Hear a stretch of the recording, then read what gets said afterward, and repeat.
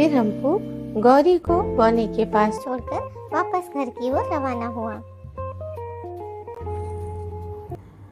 हमपू घर पहुंचा तो दादी बाहर ही खड़ी थी। बेटा, भेज जाए गौरी को? हाँ दादी। तो कितनी कीमत मिली? दादी, गुस्सा ना करना मुझ पर।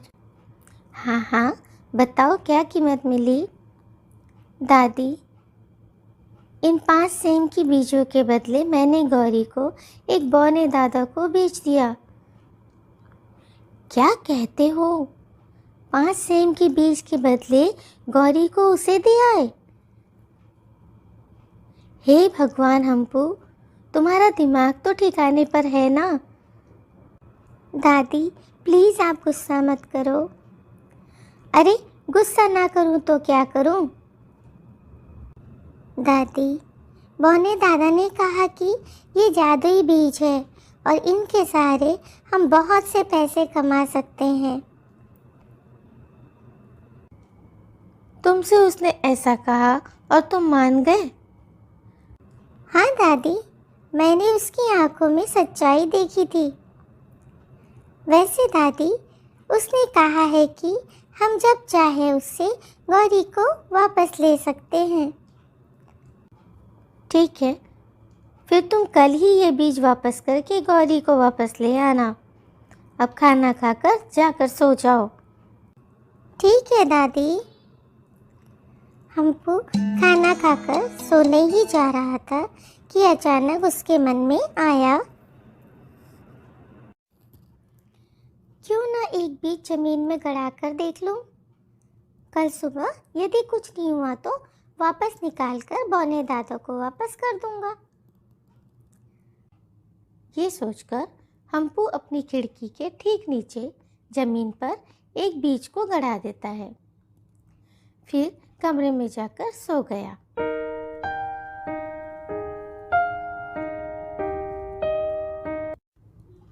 अगली सुबह हमपू की नींद जल्दी खुल गई। देखता हूँ बीज से कोई पौधा निकला या नहीं। बीज से कोई जादू हुआ तो ठीक है, और यदि नहीं हुआ तो फिर जाकर गौरी को ले आऊँगा। सोचते सोचते हमपू खिड़की के पास पहुंचा। हमपू की आंखें फटी की फटी रह गई। उसने देखा वहां पर एक सेम की बेल थी जिसमें सेम की फलियां लदी हुई थी।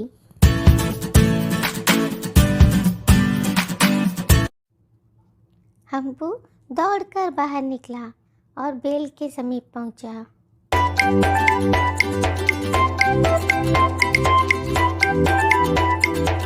हमपू ने देखा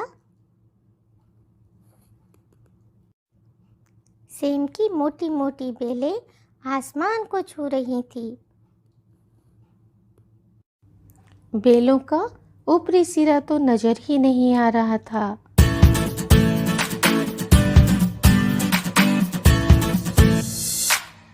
हमपू का मन जिज्ञासु हो उठा। इतनी मोटी मोटी बेल पर तो मैं आसानी से चढ़ जाऊंगा। ये सोचकर हमपू सेम की मोटी बेलों को पकड़कर ऊपर चढ़ने लगा। काफी ऊपर चढ़ने पर वह स्वयं को एक नई जगह पर पाया।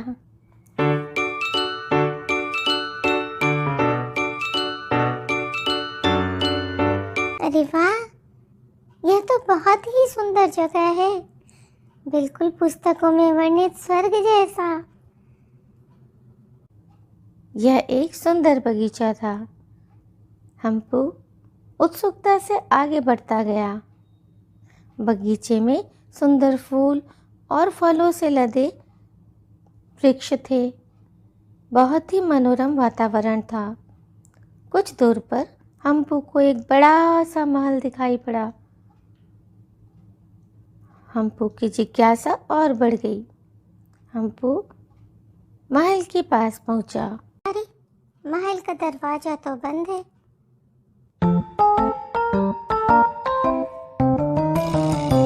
हमपू ने दरवाजे पर दस्तक दी, पर दरवाजा नहीं खुला।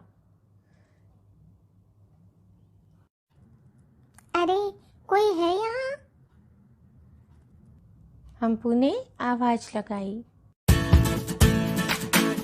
तभी खिड़की पर हम्पू को एक बहुत ही खूबसूरत सी युवती दिखाई पड़ी। आप कौन हैं और ये कौन सी जगह है? हम्पू ने पूछा।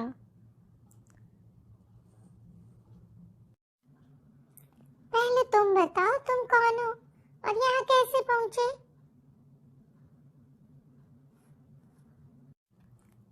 मेरा नाम हम्पू है, तुम्हारा क्या नाम है? और फिर हम्पू ने पूरी बात उसे कह सुनाई कि वो किस तरह यहाँ पर पहुँचा।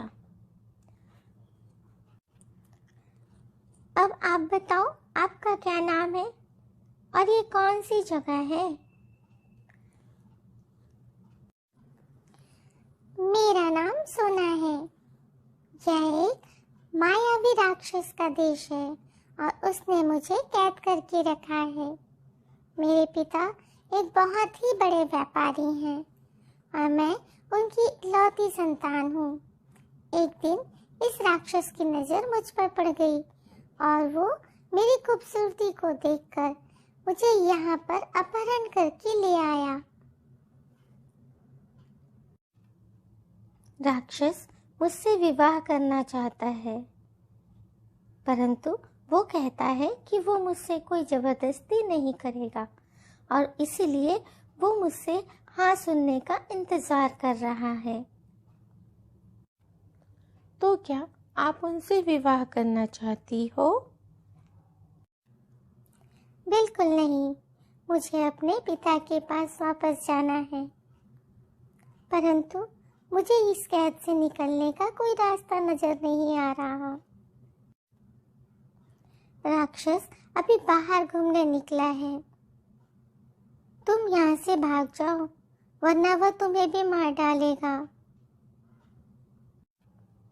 बिल्कुल नहीं, मैं आपको उस राक्षस से बचाकर ही उसकी कैद से छुड़ाकर ही यहाँ से जाऊंगा।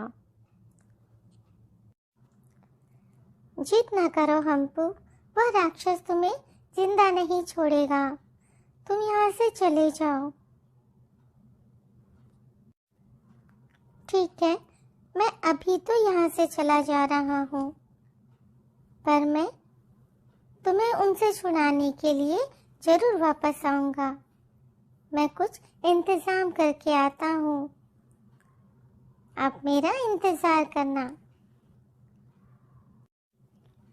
ठीक है हम्पू, पर अभी तुम यहाँ से जाओ, मैं तुम्हारा इंतजार करूँगी। तुम आकर मुझे कैद से जरूर छुड़ाओगे, मुझे इसकी पूरी उम्मीद है। मैं जल्द ही वापस आऊँगा और आपको कैद से छुड़ा कर ले जाऊँगा। यह कहकर हम्पू वहाँ से वापस चल पड़ता है। वह उसी बेल के पास पहुँचता है और उसके सहारे नीचे उतर आता है। घर पहुँचकर हम्पू दादी के पास जाता है और दादी के साथ मिलकर सेम के बेल से ढेर सारी सेम तोड़ता है और बाजार में बेचता है। फिर हम्पू एक दुकान से नींद की दवा खरीदता है। घर आकर हम्पू शाम होने का इंतजार करता है। राक्षस के रात के खाने में ये नींद की दवा मिला देंगे और जब वो सो जाएगा